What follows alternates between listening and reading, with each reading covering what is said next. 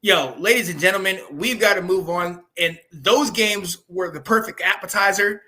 Yeah. But here's the main course, baby. Here is the main course. Talking about the Saturday games, I'm just going to run off a couple that I've seen, and we're going to dive into kind of what to watch for today. Buffalo plays Maryland in the early slate. UNC, my Tar Heels, go up against App State. A little nervous on that one. This should be a really good game. That's going to be a great one. Oh, yeah. Yeah. Number 11, Oregon, playing number 3, Georgia. A&M and Sam Houston, Oklahoma, UTEP, Cincinnati, Arkansas, Houston, UTSA, Utah, Florida. Alex, man, talk to me. Like, what to watch for today? Like, what games are you really narrowing and spotlighting on, and what's intriguing you today, man? Well, to me, that Utah, Florida one is so interesting. Yeah. Especially, I saw Andrew's comment there. Utah's ranked number 7, and they're only a 3-point favorite in that game. And Florida's unranked. So it's like, what does that show about that? The main reason for me, though, is those two quarterbacks. You got two Heisman sleepers there in Cameron Rising against Anthony Richardson. Mm-hmm. Both are kind of trying to push their way to be potential first-round picks in next year's draft, too. Yeah.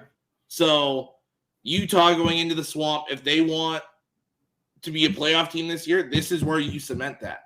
Yeah. This is where you show you're a legit contender. You go into these big-time schools and you beat them on their turf. Florida's not going to roll over for you, so go in there, and if you can take it and handle your business, then people will take you seriously. Yeah. And hey, this is the opportunity that they've been waiting for, but on both sides, because Florida too. A lot of people are sitting here sleeping on Florida, like, they're just trash, they're bad, this and that. They had a crazy year last year, and we all know, the 2-quarterback system and how all that thing played out. Richardson is the guy this year, and they have a coach in Napier that used to be I love that hire. This man, I'm telling you, watch out. I don't know. I can't fully say if he's going to bring them back to the Urban Meyer prominence that they had in the 2008 years and all that. But he is going to sit there and he's going to light a fire into them. Florida's going to shock some people this year. Definitely tune into that. Definitely tune in. I want to shout out Utah, though, because Utah, they're going to honor the deceased players Aaron Love and Ty Jordan with custom helmets against USC. That's beautiful, man. I mean, if you don't know, these two young men, one over the summer and one, I believe, in like the first week of the year, both were at like certain parties or functions. Both unfortunately lost their lives. And Utah, you saw they dedicated the season to them. They played out of their mind, including an amazing bowl game. Are you talking about game of the year? Dear goodness. I mean, that was incredible. Insane. Right. And that put them on the map. But now let's see if that can carry over into 2022, and let's see what Utah's doing. Come on. Another one I'm looking at is definitely your game there. That's a very good, very interesting game. Oh yeah. Oh, it's always interesting, my friend. When let me see. It's always interesting when my let's go Tar Heels. You already know what it is. Every day, all the time, man.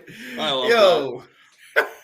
But yeah, I'm eager to see what we do. I mean, obviously, Drake May had a great, solid start against a depleted FAMU, but still, he had a big start, played an amazing second half.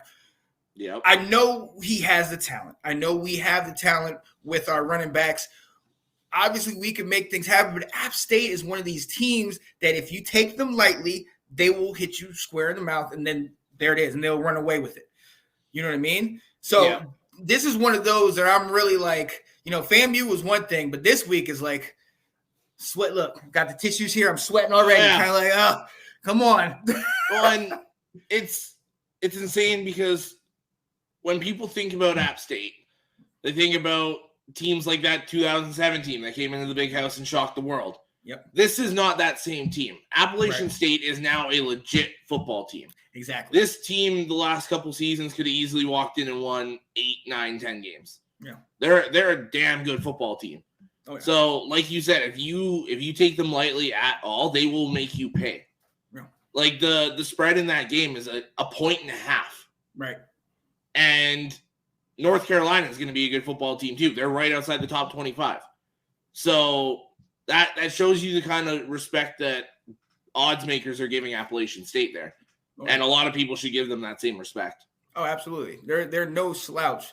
And look, it's at their stadium in Appalachian State. So, that's no easy place to play in either. Nope. So, hey, this is what we want. If we want to be recognized as one of the top tier teams, you got to get these W's. Absolutely.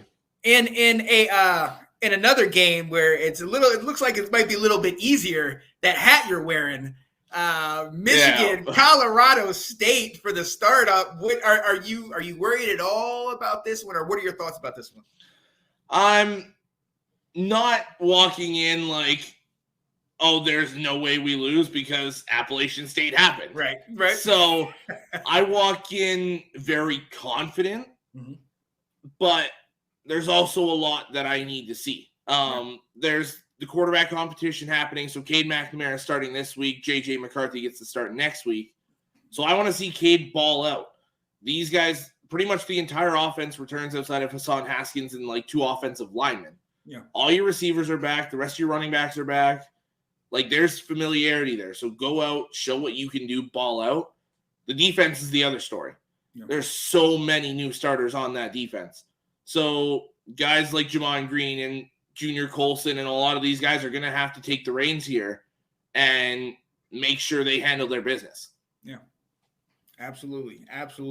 There's a number of games in that early slate. The NC State, 13th ranked NC State, goes up against Eastern Carolina. Eastern Carolina is another one of those teams not to sleep on.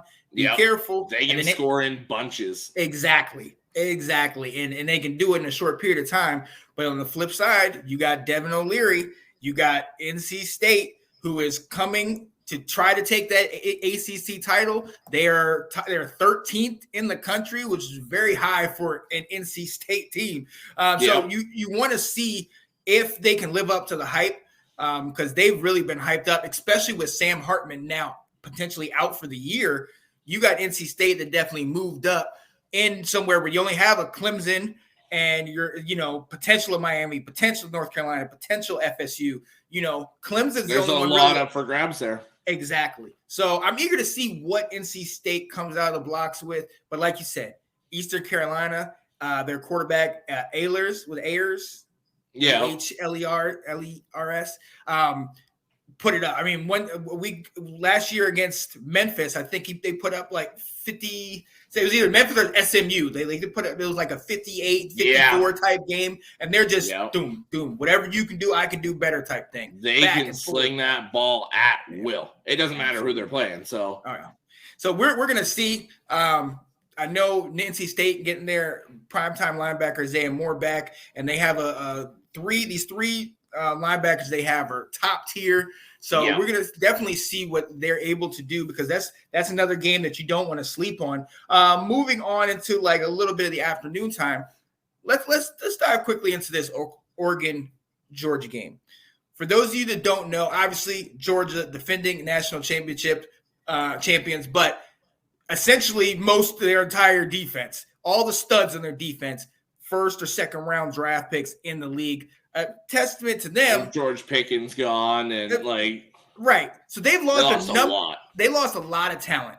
And shout out to This Week in the SEC, my guys, Colin P and Anthony. They're just they're still staying 11-1 undefeated, that type of thing. But break it down to me for real, because not only did they lose those pieces, but now the team they're going against, Oregon, is head coached by their old DC, Dane Lanning. So talk to me about this one. That was perfect timing for Anthony to show up in the comments. There it is. Talk about Georgia. Let's go. We literally say their name and he shows up. It's an interesting one, because even if you look at the numbers outside of this game, there's been 11 3 versus 11 matchups in week 1 since, I believe, 2000. And the 3 seed is 5-6 in those games. They have a losing record, and the last 3 times it's happened, the team has lost. Mm-hmm. Now, I fully expect Georgia to come in and handle their business here, but I don't necessarily think it's going to be the cakewalk everyone thinks it does, or it's going to be. I agree. Because there's that familiarity with what they do. Like you said, the coordinator moved over, is now the head coach. Bo Nix has played them multiple times. He's probably the starting quarterback. There's a lot of familiarity with what these guys do. But if you look at Georgia, yes, they lost a ton of talent, but the guys behind them got a lot of playing time last year too. You still have Brock Bowers, who even at a tight end might be a top 3 wide receiver in college football. Oh, yeah. Stetson Bennett's back. There's talent galore on that team. Yep. One of the best defensive tackles in football, in I believe Jalen Carter. Yeah. Probably a top 5 pick this year again. I expect like a probably between 10 and 20 point win for Georgia. Okay. But like they'll handle their business, but it won't be over by halftime. Yeah. Yeah. I think this is going to be a game that's going to go into the fourth quarter. They might separate themselves. I'm still eager, and Anthony knows this, I've been talking about it since last year. I'm still eager to see what their secondary can do. We know that they lost their safety in the draft, and they did not have to really worry about their secondary last year because the front 7 was so dominant. So a lot of passes weren't going over their head. Now, is with the new team. And, Jalen Carter, I've heard all the same things about him and how great he is. But I want to see if that secondary gets tested with Bo Nix, letting it loose, with him having more talent and a solid O-line. I want to see if they could, probably stretch the field. Because if they can stretch the field on Georgia, I think it's going to make it a closer game. But I like you. I just think Georgia's got too much firepower right now. They've got a team that has the experience of playing well into January and into, the national championship conversation. So, they're going to be back and ready to go. And, this is still the first year for Lanning over here at Oregon, a lot of expectations. So I think at the end of the day, that's what's going to push Georgia. But watch out, Georgia. You guys might need to be looking over your shoulder a little bit this year. Yeah, don't feel yourselves too much here, because we saw it last year with Ohio State. Yep. Oregon can come in and give teams trouble with that speed. Yeah. And while they've lost a lot of what Mario Cristobal built is still there. Yeah. And it's not full Pac-12 football. Defensively, they will punch you in the mouth. Yep. So, like Noah Sewell and some of those guys, they're dogs. So let's keep an eye on this one. I don't think it's going to be as cut and dry as everyone feels. Oh, I agree. And I'm eager to see. Moving on down the list, the Mario Cristobal era starts in Miami as they play Bethune. So this should be, for all intents and purposes, a blowout. I'm eager to see what Van Dyke can bring to the table, and now that he's at the helm. Oklahoma plays UTEP. Now, UTEP is interesting this year, but Oklahoma, Brent Venables is a coach, got more new coaches, quarterback. Different Gabriel, different pieces to this puzzle now. So is it business as usual, or is it something where it's like, they might take a little time? This might have to wait till the second half till it starts getting ugly. That's kind of how I feel. Like I think they'll be up probably 10, something like that going into the half, and then they'll really separate. Because there's so many new pieces there, coaching staff and players. Yeah. So it's going to take some time. Yeah. Nobody comes in and immediately just sets the world on fire. Right. There's going to be growing pains, whether it's a game or two or a quarter or two. You never know. Yeah. When it clicks, it clicks. But don't expect, if you're an Oklahoma fan, don't expect them to come in those 3-play drives and all that right off the bat. Right. And if and when that happens, like where they don't come in there and they're not, blowing them up right away, Oklahoma fans don't come at these guys and sit there and say, get Brent Venables out. He's supposed to be a defensive guy and this and that.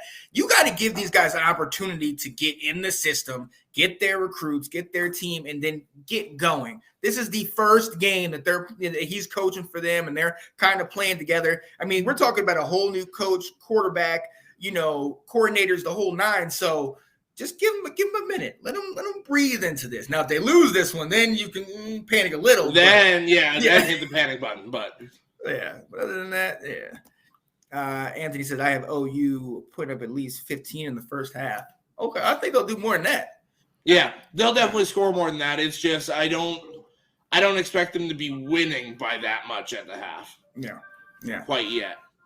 Another one of the early games I wanted to focus. Houston, UTSA. Yeah, we discussed this before. UTSA 11-1 last year was, and the only game they lost was to Houston.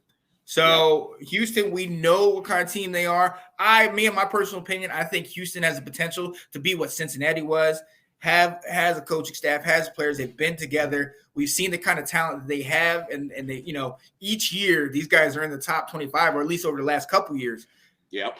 But UTSA is no slouch. UTSA proved that we're not the same UTSA that you guys have been playing for the last couple years. This is a new organization, new team. Are we going to see a shocker in this one? We might. Like this is one of those ones where, especially Houston being on the road, that's a key factor there. Yeah. And yes, Houston went toe to toe with Cincinnati last year, who was up among the elites last year. So, and for me, there's that connection to Cincinnati again because Cincinnati went toe to toe with Georgia the year before last. Yep. So, this is two very good football teams. Like you said, don't sleep on UTSA because we've said some of these other teams will punch you in the mouth. They'll punch you in the mouth and knock you out. Like they're a legit football team. I wouldn't be shocked if they're ranked in the top 20 by the end of the year. They're that good. Oh yeah, absolutely. And real quick, rounding out that first, the early games, we finally get to see the Lincoln Riley train as it goes to Southern California. USC playing Rice.